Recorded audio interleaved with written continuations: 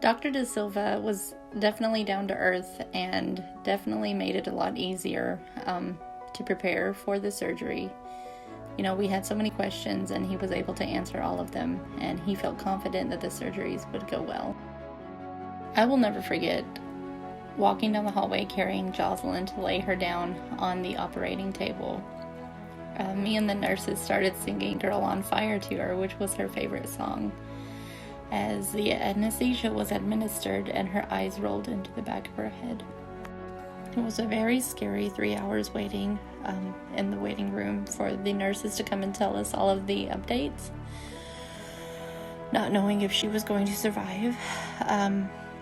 Just praying a lot, being with my family, and hoping everything went smoothly.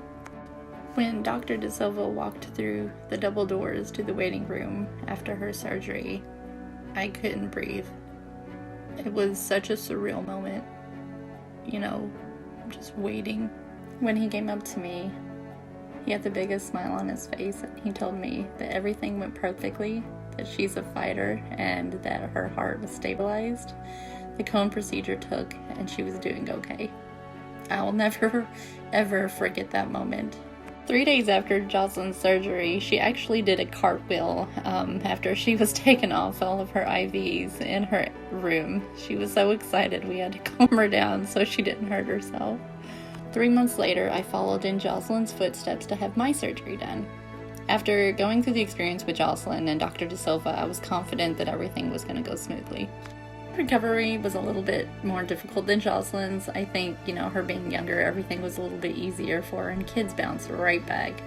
It was a little bit of a progress for me, but after cardiac rehab and just getting to fully embrace my heart, I was able to drop a lot of weight, walk down a hallway without being out of breath, things I had never done before.